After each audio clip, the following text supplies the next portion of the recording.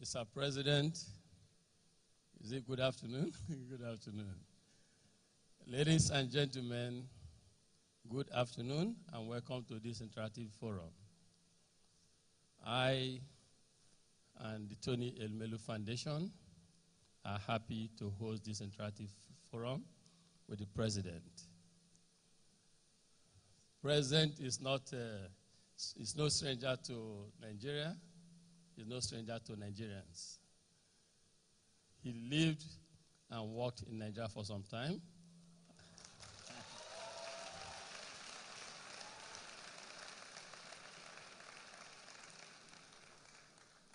I was going to ask you, but let me now ask formally to join me in welcoming him formally back to Nigeria.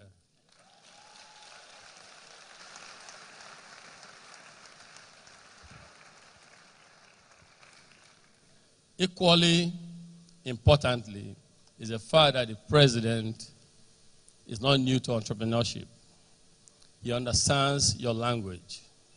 He understands entrepreneurship ecosystem. He understands how it works. He understands the imperative for success. He understands what you go through, your frustrations, your aspirations, your yearnings, your ambitions, your dreams. And he continues, since he became president, to work hard to support entrepreneurs in France and across the world, Africa in particular. In May, I think, or early June, I was opportune to be one of the global leaders invited to Élysée, the French government house, to talk about technology for good, because he realizes the significance and importance of technology in shaping and improving humanity in the 21st century, especially in this age of artificial intelligence. At the forum, he spoke to all the giant leaders in the world today in this space. In my humble remarks, I did say, I thank Mr. President for putting me on the table to advocate or speak on your behalf, young African entrepreneurs. And more importantly, I did say that it should be technology for good and technology for all.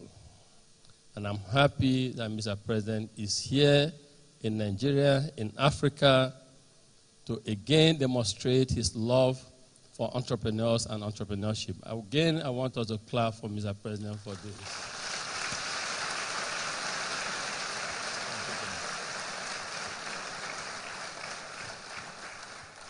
So you have here with us a president, a rare politician that believes in you.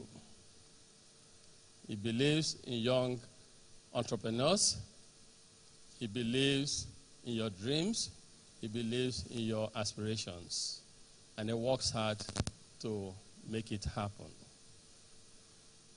President, you have here Africa's entrepreneurial talent. You don't get them better. These young men and women, they are Africans at heart. They are energetic. They are extremely hardworking. They want to succeed.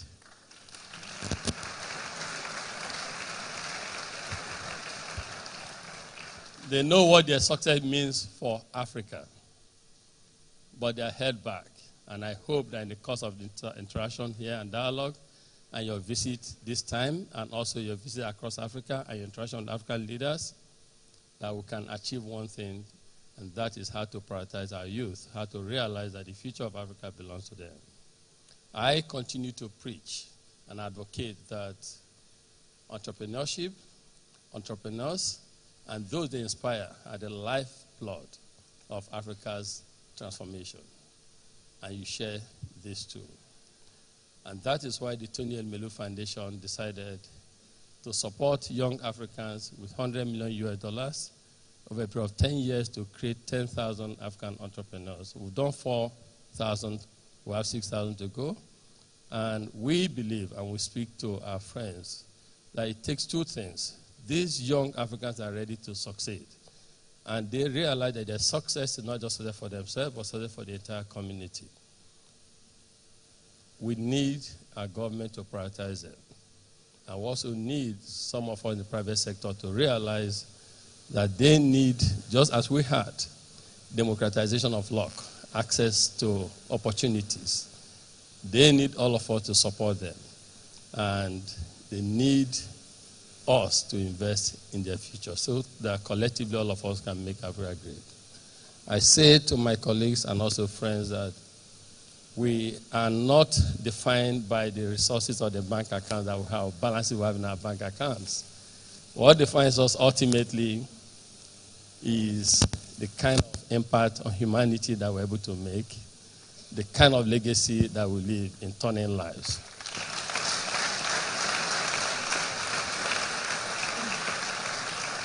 So I'm happy that you're here. These young Africans, they want to listen to you, Mr. President. They want to be inspired by you. And we have them, Anglophone, Francophone, all in this room from 54 African countries. They like your story. They want to hear how you became president of France at the age of 39. So that they too can be presidents and even beyond that.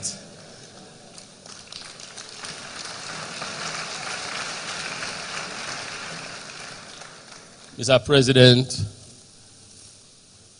I believe and strongly, and not just me, many people, you have spoken to Africans with a new voice. We identify with that new voice, we like that new voice. Today, I believe that this forum will be interactive and provide a unique opportunity for us to achieve a few things. One, it would be nice for our political leaders here in Africa to understand the potent powers, the importance of people we have in this room and those who are not even in this room, because our demographic structure, we have over 60% of our people who are under the age of 30. And two, we also like France and the rest of the world to know that in Africa, 21st century, there's a lot more about Africa than Africa that they used to know. We have new narratives on Africa. Hopefully you hear it today and beyond. And also, Africa is now a home of opportunities. We want the world to see us as a continent of opportunity.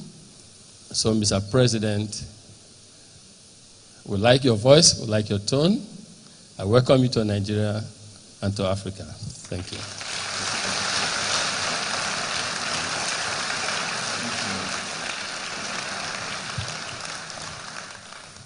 Thank you very much, Mr. Chairman. Ladies and gentlemen, I'm very happy and honored to be here with you. I recognize some friends in this room. I don't want to deliver a long speech. I think it's much more, an interaction. But let me just convey a few convictions. The very first one is about Africa. You just told it, Tony. Things are changing. And Africa has some new leaders arriving, decided to totally change and reframe the whole continent. But Africa is young. Young. In this state, 2/3 of the population is under 35. Yes. In Lagos State. And this state is just the 5th economy of Africa. Just Lagos State. I don't even speak about Nigeria. And these young people, this new generation, has a lot of responsibility and opportunities to build. And indeed, what I want to build with you is this new narrative you mentioned. It's obviously to work from a political point of view on all these security and defense issues which are absolutely critical to Africa. But as well to build through entrepreneurship, economy, digital, culture, sport. And we were yesterday at the shrine exactly for the same reason.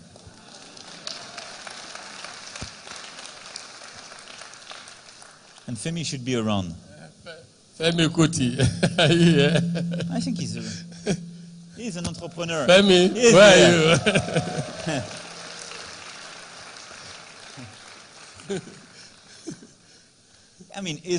It's part of the same message and the same narrative, which is to say, Nobody has to decide for our future.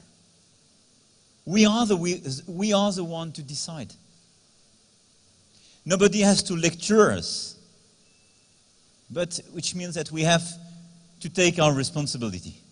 Think about the legacy, the sustainability of our deeds, and how we share, how we develop our countries. And we can revert on that, obviously, during the discussion.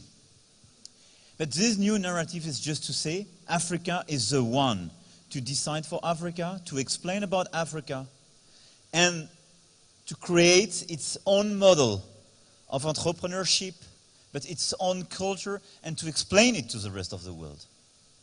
And not just to be part of a globalization whose adjustments were always made despite of people in a certain way. So this new narrative is to be built now. And I do believe it's your responsibility. And I do believe it's good for Africa and it's good for France. Because if Africa doesn't succeed, France and Europe will never succeed on the long run.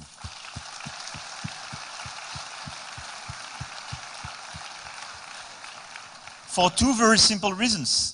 Europe is not an island, and all this migration crisis, and we can revert on it if you want, is exactly due to the fact that we have a common destiny. And second, because we have a very important African diaspora in France, in the rest of Europe, and they cannot live and develop themselves and succeed in France or in Europe if in their country people don't succeed. That's this new narrative, and it was my first message. The second one is that entrepreneurship and innovation is part of the answer. It's part of the answer because that's the best way to access to responsibility and to change everything when you are young and you want to do it. Innovation is just about change. Smart people, when they are in charge, are obsessed by innovation because they want to reinvent themselves. But new people, young people, should be obsessed by innovation because this is the way to access. This is the only way when you're not a player, not an insider, to enter into the game and to succeed. To disrupt the insider, to become part of the game. Innovation is just about how to invent or reinvent something which can succeed, make your life better and the life of your family and people around you better. And I mean, there is no cap for innovation, except the one you have in your mind. There is no cap. Innovation is just precisely all about how to create and at the same time to destroy past activities when it doesn't make sense. But how to create new things, new perspectives, and provide new opportunity to young people. I mean, if I'm here today, it's just because I wanted to change a lot of things, and I decided to innovate and take my risk in political life. I never asked for the permission to do so.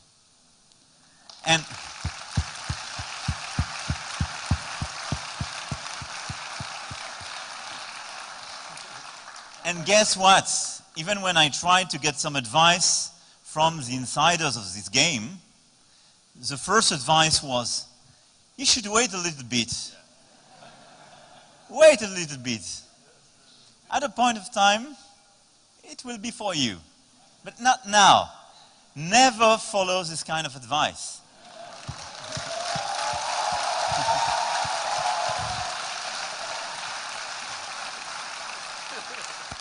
So, if you want to do it, if you want to change this world, if you want to change your country, if you believe in your innovation, in your project, just make it feasible, just create, just dare, and just do it right now. That's about innovation. And that's part of the answer for this continent and this country. You have massive young people. And part of their future will be through this innovation. And that's why we decided to launch this Digital Africa initiative, which means to create a sort of African platform for digital. And not to explain people, to lecture people what they should do. I mean, I'm not the one to have definitely the best possible idea for Nigeria or Lagos. I mean, some entrepreneurs had some of them, and it seems that even crazy ideas are becoming reality. So, I mean, it's good. I saw the island just in front of the hotel. But you are the one to have the right decisions and the right ideas for your country, for what is good for your people, which kind of innovation could succeed, which kind of innovation could find its market. So Digital Africa is precisely this platform where we will connect. So you have here, and that's a website. And so, thank you. It's part of the advisory board for Africa. And I'm carrying like this. it's just a bag, but it's bag, ideas, and money. And what we want to do is to connect people and to allow people with ideas and innovation to scale them. Because a lot of things are a question of scale. How to accelerate, get access to market, get access to financing, being connected with other people with the same kind of ideas, improve your ideas and your innovation thanks to that. And I think it's good because that's the best way to work between startups all around Africa, but as well to work with investors and with... I think it's a good showcase. And precisely to work with large companies, with business angels. And I want to thank all the large caps present in this room coming from Nigeria and France. Some of you made a long trip to be here, and I think it's very important because for me, these large corporates, these large foreign corporates, some of them work already with you, but a lot of them... Like Total. Yeah. But they can be part of this ecosystem as well, and be part precisely of how to finance and how to work and innovate with African startups and this new Digital Africa. Because it's good for them as well. Because it's how to reinvent their model, their brand in Africa. And it's good for you because it will provide a lot of opportunities for young people. My third and last remark is obviously that part of this answer we are discussing for Africa and this new narrative is obviously about innovation and disruption, but as well about, more broadly, private sector. Private sector is part of the answer. Because private sector could provide a better access to people. Much better than political life, I have to confess. And when you want to get access to responsibility, make your family happy, have a better life, you need this access, and you need this access to private sector. I'm a strong believer in the African private sector. Thank you. And I will clap for that.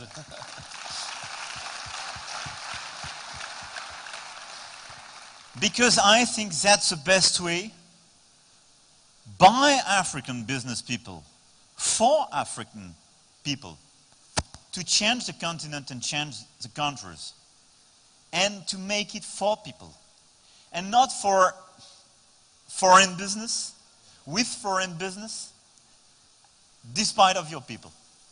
Even if a few people can make their profits with the classical players. I think the unique way to succeed is to have a strong private sector on the ground, being developed here, because this is the only way to have an inclusive growth, which means to have an actual growth, a sustainable growth on the ground, to build middle classes in the different countries. These middle classes will buy a lot of products which will allow other African players to develop their business and create new businesses, which will be the only way to have a sustainable political life. Because when people get access to jobs, to better life, I mean, the political life is totally different because the whole society is much more inclusive. And it's part of this African success. That's why we launched another initiative for African private sector which is the fact that we decided to invest 1 billion euro, which means 500 billion naira under your control, in the African private sector through the French Development Agency.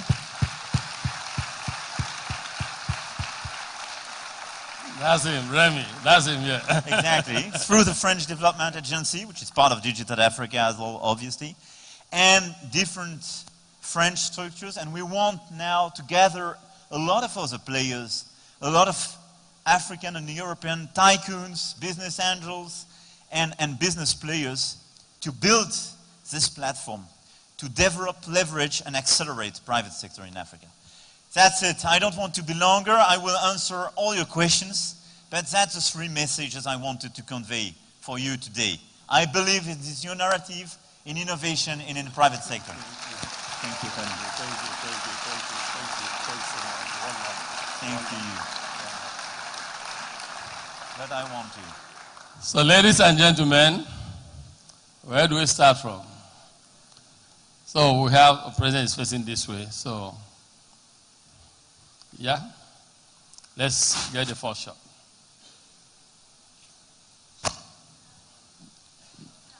We can't hear you. You tell us your name, your organization, or your business, and your country. Then you ask your question. You can have this. Good afternoon, Mr. President. Good afternoon, Mr. Elumelu. My name is Princess Adeyinka Tekena. I'm the founder of Happy Coffee. This was a business I started after I received my first grant in 2015 from the Tony Elumelu Foundation.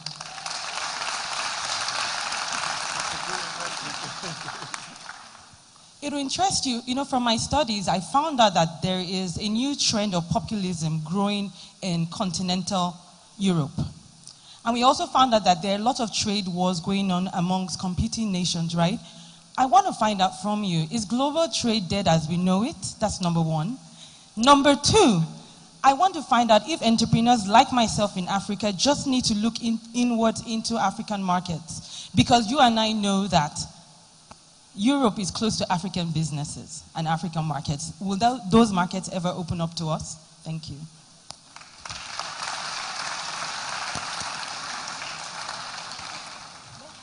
I mean, your first question is a very complicated one, but it's true that today you have a rise of extremisms, but not just on the economic side. What you call populists is in fact a lot of extremes. And you have indeed what we definitely should call a beginning of a trade war between some developed countries, largely triggered by the US decision. If you look at the roots of these different features and phenomena, I think I could tell you that it's due to anxiety of middle classes in Europe. Let me explain. I think we made a mistake, a collective mistake during the past decades. We developed a globalization made for everybody, because when you look at the figures, we decrease poverty and inequalities, by the way, at the scale of the planet. At a global scale, this globalization was positive. But you had a big acceleration of this globalization in terms of free trading movements, and you have much more financialized and digitalized globalization.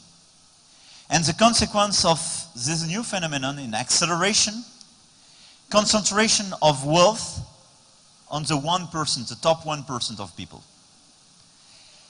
And in Europe, everywhere, those who had the feeling, in Europe and in the US, by the way, so in all the Western world, those who had the feeling they were the potential victim of this globalization were middle classes. Middle classes became feared by migration issues, by terrorism, and new risks. They are the first one to be feared like that. And that's because of that you have such a rise of extremes everywhere in Europe. And this push coming from some governments and some people to say, now we will build walls and we will close everything. Obviously, it's not sustainable. But they use it, they manipulate this anxiety, which means that we have to fix the situation. And I can revert on it during the discussion if I have other questions on migration. I have a strategy for that. But this strategy is not just to build a wall. But we have to listen to this anxiety coming from middle classes, which means that if we want on the long run to fix it, we need to provide this new narrative. We need more Africans to succeed in Africa and more Europeans. And we need more Europeans to have a positive view about Africa. The lose-lose game.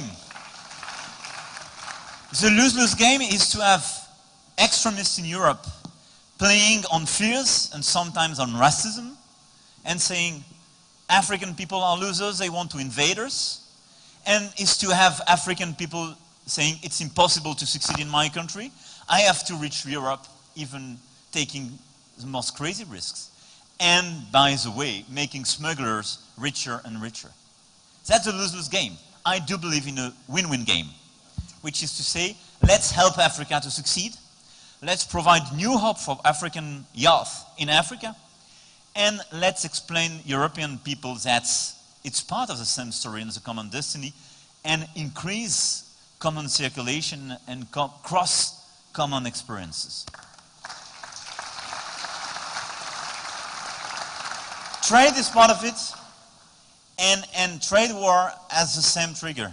Middle classes in America thought they were the first victims of globalization because it destroyed jobs in industry.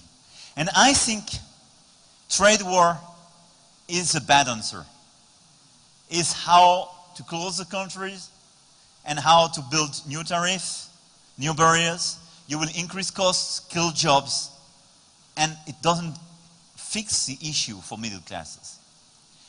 So I do believe that we can build something much more, I would say, inclusive for middle classes in Europe and in the Western world. You can explain your people, we can refound this globalization to have people succeeding and taking their part of the success, which is the best possible answer. To address your third point and the end of your question, I do believe that we will manage basically to fix at a point of time this trade war. I think that's a necessity and the interest of everybody.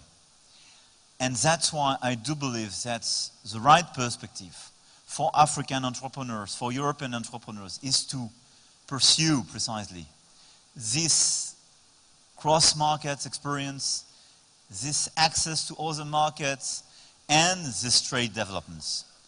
The new generation of trade developments should be more respectful about social issues, environmental issues, and obviously new trade opportunities will not be allowed if it's used to take opportunities in a country without taking care of the people. But that's why I do believe that entrepreneurs like you in your sector obviously have African perspectives, but European perspectives as well. Because first, if your business, I'm sorry, I didn't test your product, but if the product is good, it will succeed. But we will open access for people like you. Come. We will open access for people like you.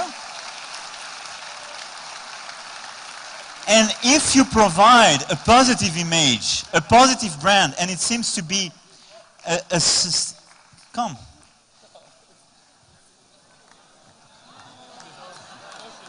I'm sorry, you have stairs.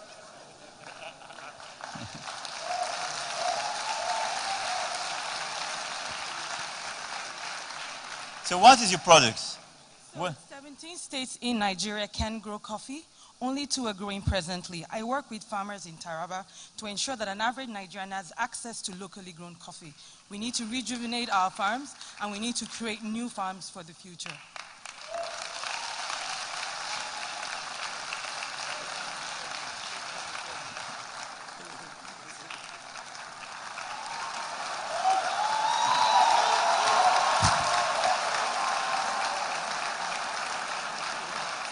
Thank you. And this business makes sense. I didn't taste the coffee. I will. But it makes sense because it provides opportunity here for farmers and jobs. It will help you, you will create job in order precisely to trade this coffee and these coffee beans.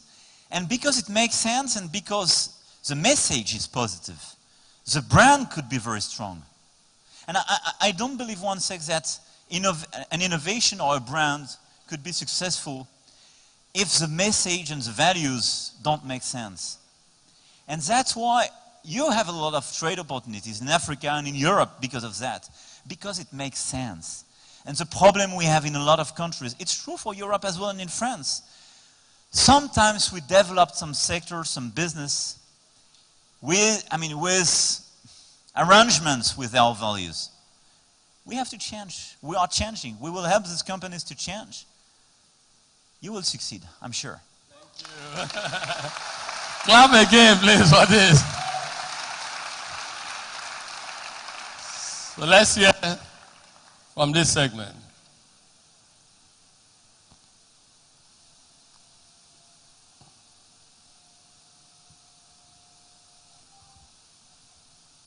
Good afternoon. My name is Dikboye Wole, Sentinel Consulting. It's a strategy consulting firm for SMEs, and it's in Nigeria.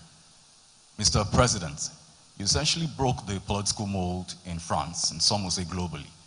What is your advice to young emerging leaders in business, politics, social enterprise, who are looking to make a difference both locally and globally? I would say first, in a nutshell, and I told exactly the same yesterday at the shrine, there is no advice. That's the very first one. Take your risk. Take your risk. It seems to be a joke, but it's serious. There is no one model or one recipe to succeed in politics, in economy, in culture, and so on. I think the first thing is to be sincere and to take the part of your own risk. There is no success without being a risk taker. No success. If you just want to follow a model, another model, or a recipe, you can be happy. You can have your part. You can succeed as an employee, you can have a very beautiful life. But if you want to be a leader, if you want to create, if you want to be a business leader and so on, you have, in a certain way, to be a front runner. So you have to take your risk. My second advice, except the first one that there is no advice, would be never stop at the first failure.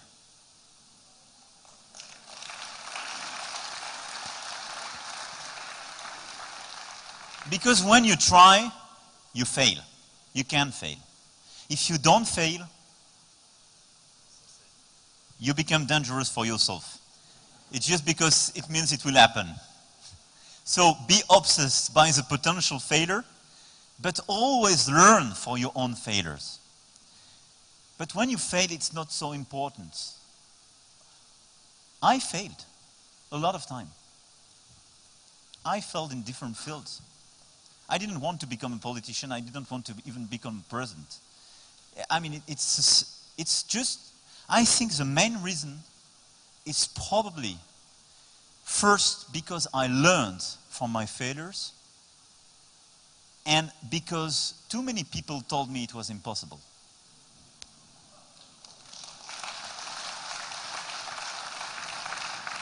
So the job, I think our job, governments, business angels and so on, is to reduce the cost of failure for people like you. But for you, accept to fail. And third, never believe that your success can just be your success. If you don't have a vision which is sustainable for everybody around you, you are making a mistake. your generation of leaders in economy, in politics, and so on, will be a generation of leaders with a vision. Let me explain. I mean, 20 years ago, it was possible to be a leader and to succeed with your business and living in the middle of crisis of poverty. It's no more sustainable. Because now people are connected. People are aware of everything. And 10, 15 years ago, being a leader meant when you were in Lagos, you had much more things to discuss with somebody in New York or in Paris than with somebody else in a close neighborhood. It's no more sustainable. Because at a point of time, it's where you leave this close neighborhood. Which means if through your business, through your politics, through your leadership, you don't have this inclusive vision. I mean, this vision where you have a vision for you, your business, what you are doing, being connected with the rest of the world, but for your people at home, for your close people. If you are not in a situation to explain these challenges to your neighbor, to your sister, to your family friend, you are making a mistake. So, have a vision is probably my third advice. I like that, you know. Many times people ask me this question about me sharing my failures with them. And I always say, just like the President said here, yes, to share the failures is one thing. What's more important is lessons learned from failures. In business, it's not a linear journey. In entrepreneurship, you definitely have ups and downs. We have big gurus here. We have Shaguru can talk more about failures in business. We have the founder of Zenith Bank here, Jimovia. That's why in this we can talk about things like this. So failure is given in business, but you need to bounce back, resilience, learn from it, and make sure you don't repeat such failures again. Let's come to this side. Yes. Sorry about that. Could you repeat? Good afternoon. Good afternoon, Mr. President. Good afternoon, Mr. Elumelu. My name is Uchen Naokeze. I am Nigerian. I'm a 2018 Tony Elumelu entrepreneur. I'm starting a business, a Yellow Pages business, an online Yellow Pages business that will help promote local businesses and local service providers. I would like to know what is France's stand on the European immigration crisis. What is your practical approach and solution?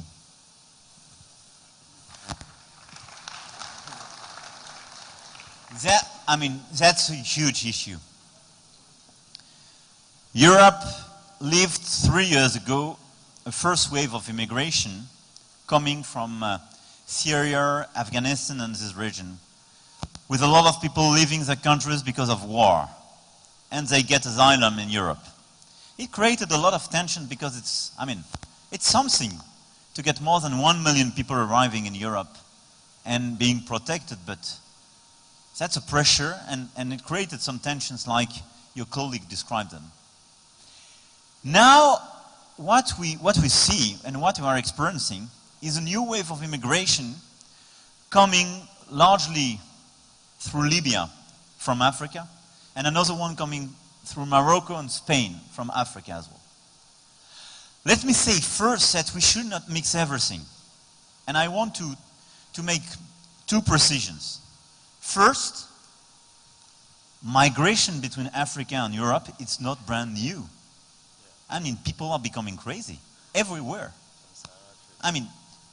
For decades, we've been migrations between our continents. For decades.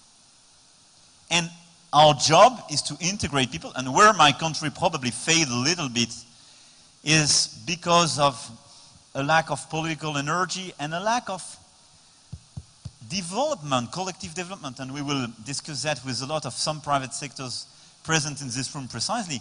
We didn't sufficiently integrate the African diaspora and new people arriving in France in its economy and being recognized. But for decades, in my country, we had migrations coming from Africa, whole families and so on. So it's not new, it's not a crisis.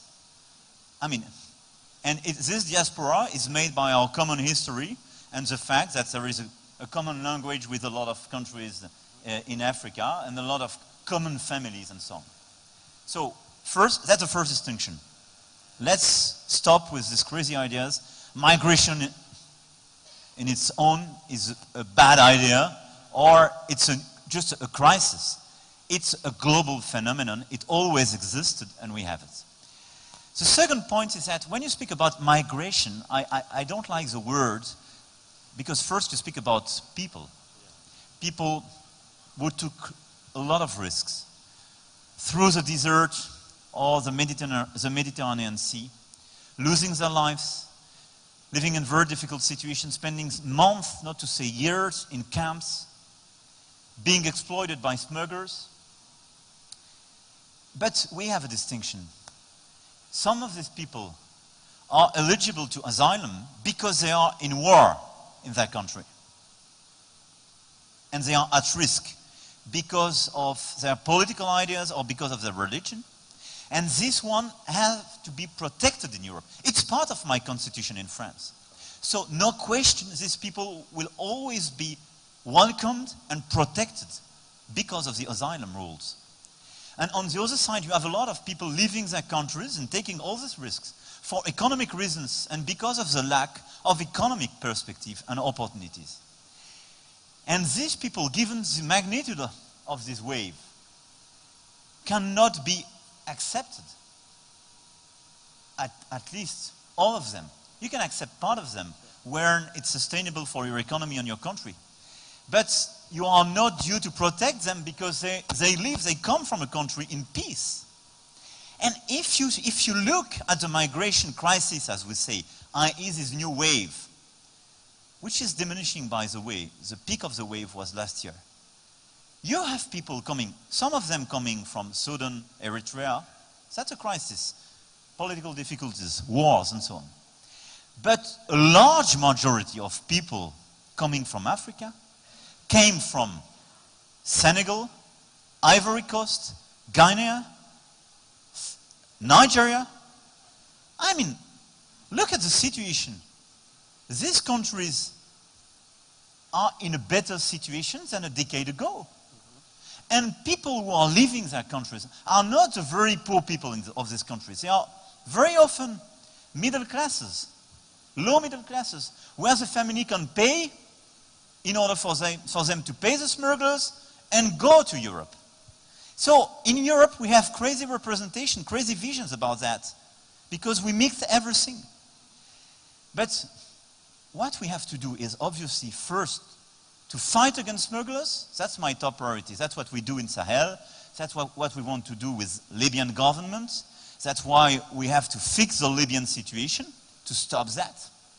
And to work with all the African countries to fight against smugglers, because they are the ones to live from this crisis. And because the smugglers are closely linked to the terrorists. Where are the smugglers? Precisely in all these regions where you have Boko Haram, Acme, and all these crazy guys. They live with them. But more than that, the roots of this new wave, and the fact that these people came from the countries I mentioned, and not the very poor country without wars, is due to the fact that there is a lack of hope, a lack of opportunities. And for me, the in-depth, the sustainable answer is not just security and work, and it obviously is this work against smugglers, but that's a work with the different African governments and African Union to build a better future for this new generation. And what does it mean in a nutshell? First, we have to deal with demography. It was a taboo till now. I spoke about that 1 year ago. It was a huge scandal, especially in Europe. It was not allowed for a European leader to speak about demography, birth rate in a lot of countries. But I'm sorry to say that when you have 7, 8 children per woman, you can have a 5% growth. It's not, you will never end the fight against poverty. And guess what?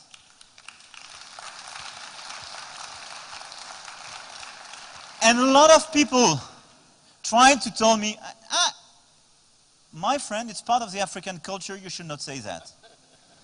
I mean, in Europe, centuries ago, we had so many children. But ask your women, ask your ladies if this is their choices. If this is their free choices, I'm fine.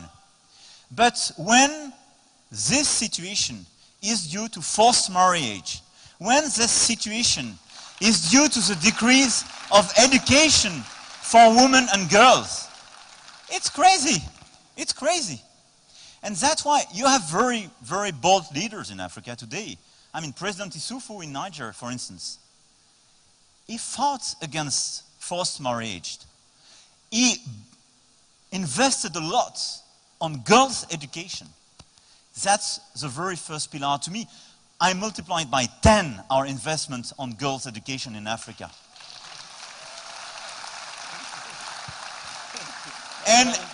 And we need all of you because, I mean, that's the basics. Second, it's obviously, so demography. Education for everybody. Primary, secondary school, universities. You have such a wave of young people. And a lack of universities. A lot of these young people, along of what we call these migrants, are just people in a situation not to go to universities in their country. So that's for the best reasons they decide to go to Europe. It's just the fact that they want to get access to school, to universities, they want to learn. The investment in education is very important. That's why we worked with President Macron, and we increased together with a lot of commitments coming from all over the world for education, and especially education in Africa. Third, it's economic opportunities.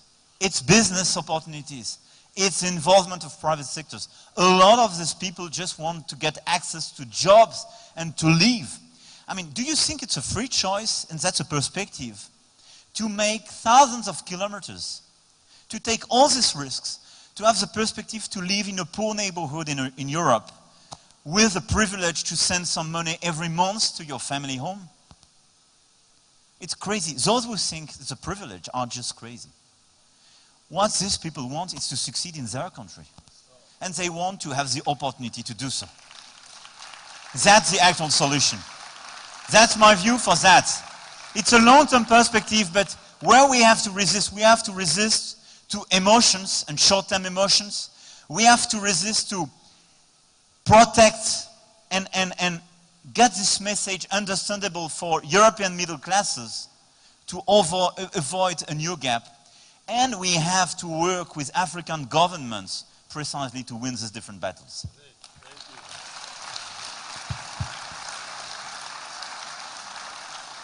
You know, talking about migration, I totally agree with all your points, but the one I stamped 3 times is about economic access and opportunities. Because people who migrate, as you rightly said, don't do that because they want to do it. It's no fun to them. They do it because of economic opportunity. And so we all, private sector, government, and Friends of Africa should work together and work hard to create economic hope and opportunity for our people. You know, last Christmas, Donald Duke here and his dear wife is one of our star leaders. And I was with them for Christmas, and they called one of their cooks who was giving us stories about how he tried to cross the Mediterranean. It was almost impossible. How many days did he say, or months did he say he spent in the bush? How many days? 3 months. Over a year in the bush to move from Benin to where? Italy. Or where? No, Libya or Italy? Italy. To move to Italy. Libya. His story was sad. And I wish such a person could come on national television to share his own experience with people. As you see, you know it all. People don't move because they want to move. It's because of hardship and lack of economic But you know, what you say is very important. And saying you should go to the TV to explain is very important. I mean, it's difficult or always biased in a certain way for a European leader to say that. And it's even biased for my people, because it's speaking about African realities. And a lot of people are mixing everything and a lot of their own representations. But the most useful thing, I think, to do is to fight against fake news and bad publicities made by smugglers. Because what they want to do is to exploit lack of hope and opportunities. And they want to make themselves rich, that's the only point, by providing stories and crazy stories to these young people. And sharing these experiences at the TV and explaining that what is the reality of such a trip and that it's feasible to succeed here and have a job here is the best possible answer. I agree. Thank you. Let's clap again for Mr. President. Let's come here. Go ahead. That must be Mr. Okoye. Yes, sir, that's Mark Okoye. Youngest commissioner in Nigeria? Yes, sir. You aspire to be youngest president too. Mr. President, Mr. Chairman of Tony Elumelu Foundation, Take the microphone. distinguished ladies and gentlemen, my name is Mark Okoye. I'm not a TEF entrepreneur, but I'm a TEF admirer for what you've done on the African continent in the areas of business and in the public sector, and in the private sector. But I share a few similarities with Mr. President. He used to be an investment banker. I was an investment banker. He took risks. I took a risk at 25. I went into public sector. By the time I turned 30, I was made the youngest commissioner appointed by Anambra State Governor, Governor Willie Obiano. So, sir, my questions are as follows. There's nothing too much on the policy side, but just to get to know you better and to get some insights of your story. It'd be nice to know what you classify as your biggest failures and your biggest successes. Why?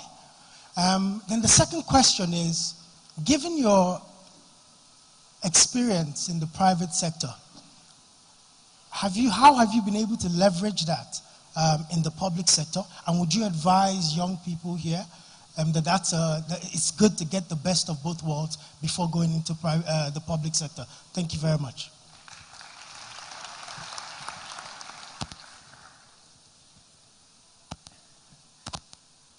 It's always difficult to be lucid on yourself and to be in a situation to say what your main failure could be at a point of time. But I experienced some of them.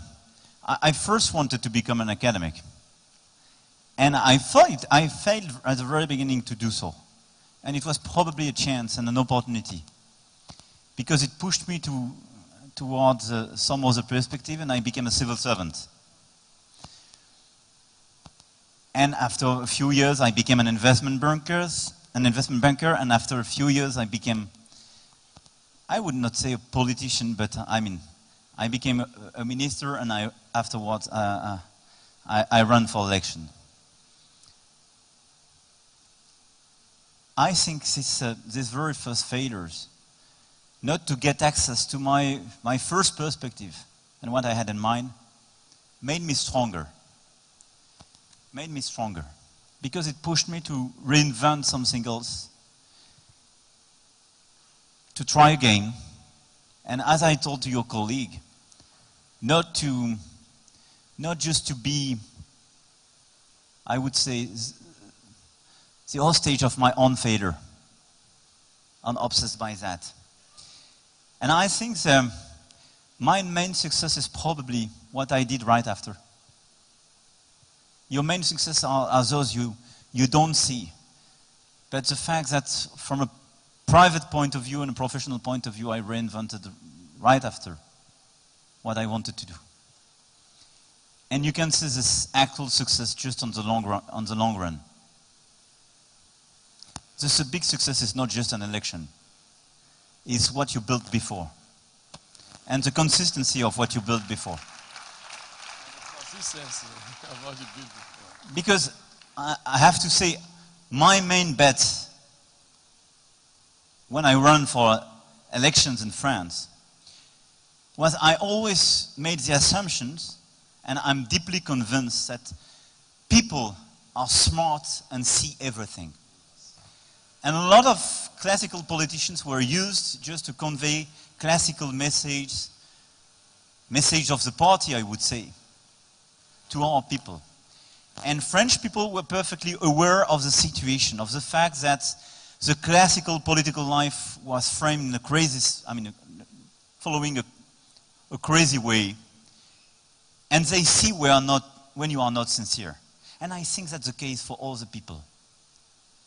When you have a lack of sincerity, when you don't build your own approach, your own proposals on a sincere basis, at a point of time, people can see it. So I think that my main success is this long-term approach and the fact that I build something consistent. I strongly believe in family life and this private life balance. I strongly believe in the fact that I wanted to have a job and my own independence before going to politics. And I always try to defend ideas in which I do believe. Some of these ideas were supposed not to be compatible in the classical French political life. So my specialty in the French political life was the at the same time policy. Taking one idea from the left and one idea from the right. But because I thought it was much more consistent. And it's true for the reforms we did and we are making on private sector and a lot of other reforms. As for your second question regarding how to create a sort of cross-fertilization between private and public experience, I think first my private experience provided me independence. I get a job. It's something totally different. When you have a job and you know that you can make your family happy and live without being involved in politics, you are much more independent. And being independent from pressures, from people, for me is the starting point to do what you believe in and to make useful things. Second, I think it provided me a better understanding of the private sector. And what I believe for Africa, I do believe it for France. The government, the state has a very important role to play. Because we organize a common life, we provide education, health, and we provide protection for people when they are in a difficult situation. But we need the private sector to provide energy, opportunities, hope, and this dynamic.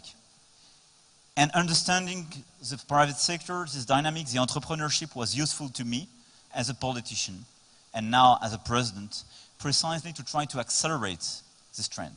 And I want to tell you, and that's my message, my ad moment for France. Now in France, we are the country where you have the largest company in Europe. We call it the CAC 40. Some of them are in this room. That's a strength. We have large companies, very strong, very solid, used to work with especially African continent. That's the strength because they hire a lot of people. And I think what I want to do as a president is precisely to redevelop this win-win approach and to make them stronger. But we has, in the same time, the number one country in Europe in terms of entrepreneurship and startups creation. We have now the most vibrant ecosystem in terms of startup. And that's why I do believe in the exchange between our ecosystems. With new financing, new startups, new experience. That's why I do believe in this Digital Africa initiative. And that's probably where my experience in private life is now very useful to me. That's it. Thank you. Thank you. Let's come here. Let's come here.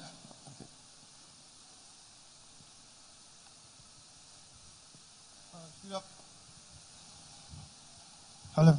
Good afternoon, President Macron. Thank you very much, Mr. Elumelu. My name is Chris Kwekowe. Just after I turned down a job offer from Microsoft in 2015, the Tony Elumelu... From where? Nigeria. Okay. Yeah, so I was saying just after I turned down a job offer from Microsoft, in 2015, the Tony Elumelu Foundation was the first body to give me a note of approval, so I am forever grateful. That being said, my question is, for very long, I mean, we've seen that foreign aid, right, isn't, at the end of the day, a sustainable tool to finance economies across Africa. My question is going to be the fact that, you find out that young entrepreneurs across the African continent actually care a lot more about access to trade. How are you and your government facilitating this process? Access to trade. Yes. Access to trade. Access to trade. Okay. I think your issues are trade and finance, because you spoke about financing. And I think your challenge, and correct me if I'm wrong, Tony, but is access to trade. I mean, access to all the markets and access to finance. I mean, first, when you are a Nigerian entrepreneur, you have a big advantage. Your market is huge. Your market is huge. And if you don't get access to market, I mean, it's, I'm sorry to be blunt, but it's the story of your politicians. I mean, that's the job of your government. Where are the politicians in the room? No, but Senator. that's the whole story of the government and politics. It's just that you should open the markets for new players. But that's a big issue everywhere. In my country, in Europe, in some segments, in some economic sectors, people say, I don't get sufficient access to this market because the old classical players just captured the market and made the regulation for themselves. So, first, your first market is a domestic market. Your domestic market is huge. I don't exactly know for your sector, but let's check if your market is totally free in terms of access, and if you don't have sort of over-regulation just dedicated to protect existing player. I mean, it's never good on the long run to over-protect existing player. Why? Because I do believe in the fact that you can accumulate success, money, and capital when the cause of this accumulation is innovation. Because it's your own merit. But if you accumulate profits because of a regulation and monopoly and so on, at a point of time, it's not acceptable for your people. Because it's how to divert regulation. So that's the first point in terms of market access. Second, I think what you need to have a better access to your regional markets is regional integration. I'm a strong believer of ECOWAS and market access and an actual regional approach. Obviously, Nigeria is a big champion in ECOWAS. But I think for young entrepreneurs and young leaders, ECOWAS is a good opportunity. And I think that's where it's good for us to work together, because all your neighbors, or quasi-totality of your neighbor, is Francophone. And they have now to work to make business in English. You have to make business in French, but you have to make this regional integration real. And I do believe in an ECOWAS where obviously free market, free trade, free circulation, much more integration. It will be the decision of your government. But as far as I understood, sometimes there are some reluctance about that. And the key drivers of this reluctance could be pushed by those whose interest is a vested interest and largely to get the monopoly in the country. It's not good for the country and for you. And I have to say, some countries of ECOWAS, have a currency closely linked to euro, and especially the old franc, français, the franc CFA. And I told them, I think if you want to change that, I'm ready to do so. I'm open. Because for me, this regional integration, at a point of time, will go to more integration, market access, and probably a sort of common currency in the whole region. We have to change the rules. We have to accept these ideas. For a lot of countries in the region, their main interest is in the region and not just directly with Paris. I mean, it's the old-fashioned. And third, access to trade opportunities beyond, i.e. in Africa and in Europe, is a question mentioned by your colleague. I think to get market access, you need peace and stability. That's what we work on with a lot of governments. Second, you need a framework, and I do believe that what African Union decided in March in Kigali to launch this new initiative for free trade is a very good one. It's a very bold and very good one. And I think the more we can build common access and fair trade, the more we can do. But I want to insist on that for trade. I believe in openness, but on fair openness, which means you have to take into consideration social and environmental issues. And at the end, you have the financial constraints for an entrepreneur like you. You have a big chance in Nigeria because you have a lot of successful people. You have business angels. It's not the case in a lot of countries in the region. It's not the case. And you have people like Tony believing, and a lot of these leaders present in the room, believing in their ecosystem and investing in startups, in innovation, in the country. And I want to thank them because what they do, it's not just for themselves an investment. It's for the country, the region, and for all of us. You need to scale, which means that we have to develop a financial ecosystem in the region as well, i.e. to encourage the development of VCs, of long-term investors. And what I would like to do through Digital Africa and our initiative for private sector is to participate with you to structure and to frame the financial ecosystem of West Africa, which is a necessity. Let's clap for that. Let's clap if you have noted that.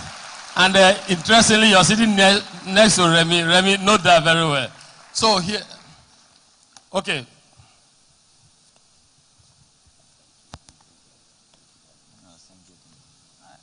Good afternoon, Mr. President. Good afternoon, Mr. Elumelu.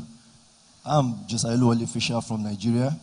I'm not a Tony Elumelu Foundation alumni, but I'm a UWIN. It's a government-funded initiative. I'm one of the winners for 2017. My question is this, based on my experience, that Mark Zuckerberg wouldn't have achieved all he's done today if he were in Nigeria. Yeah. So my question directly now is this.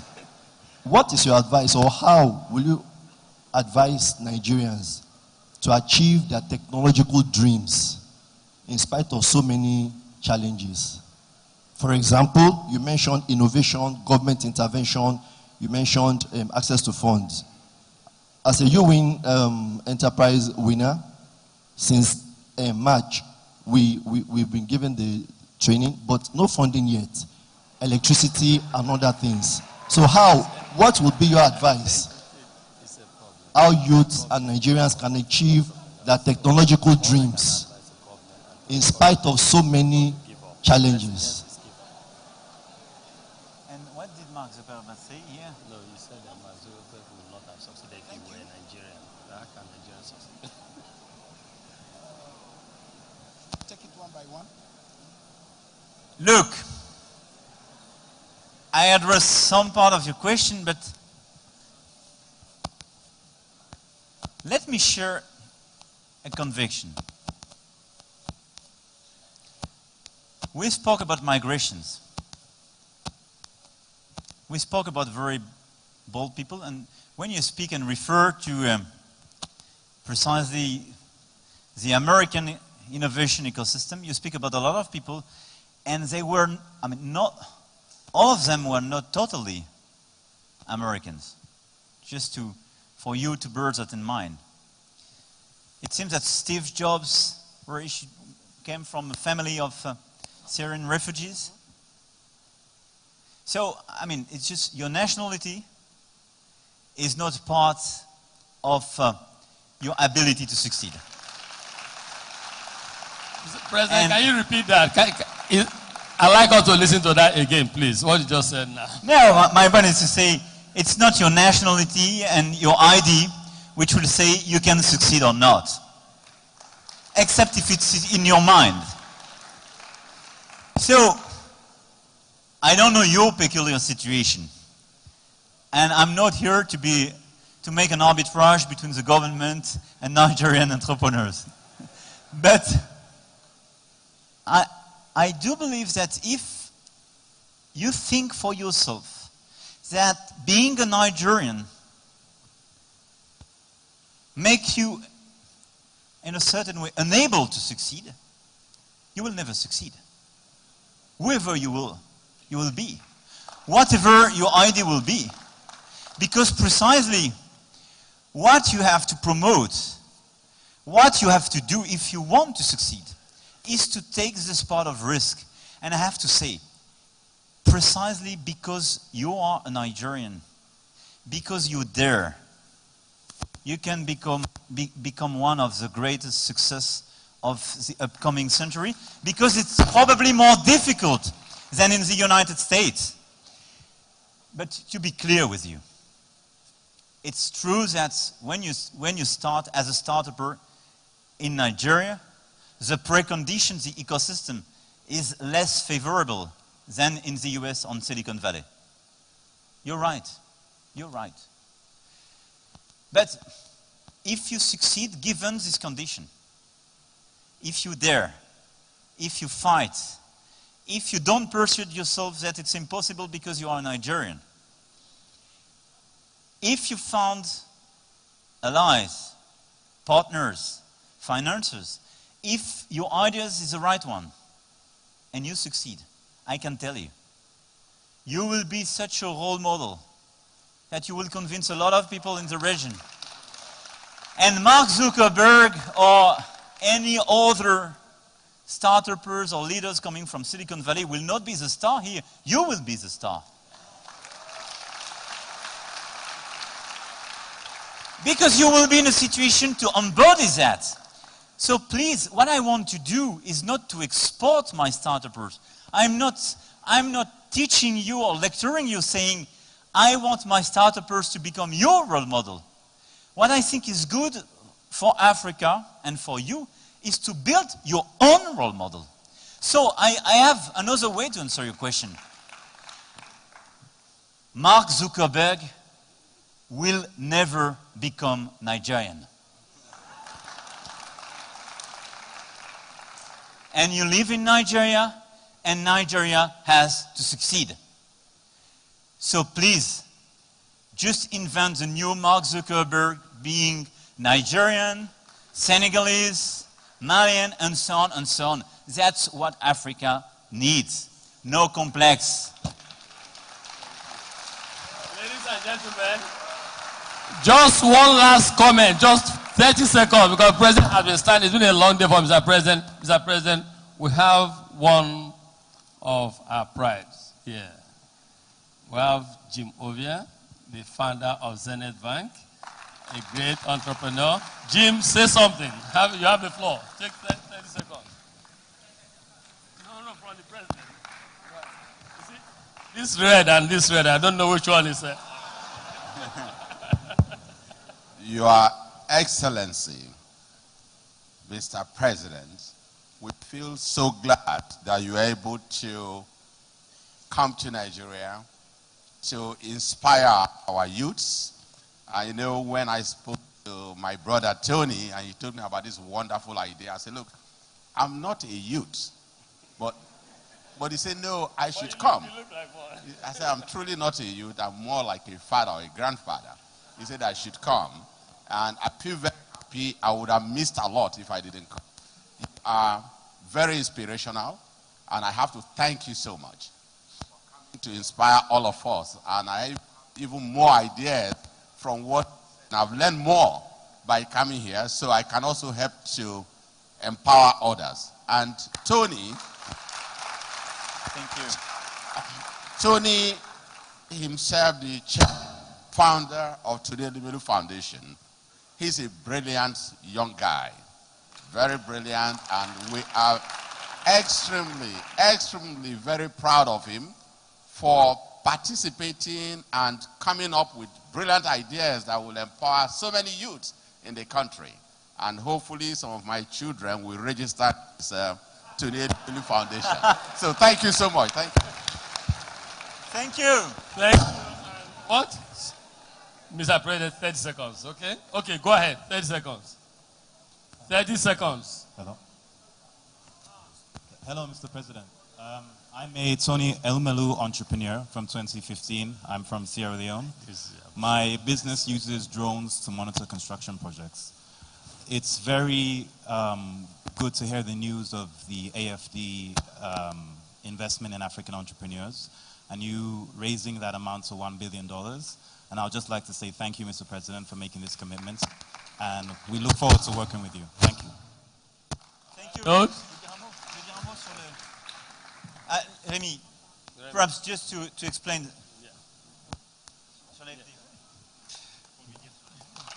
Good morning, everybody.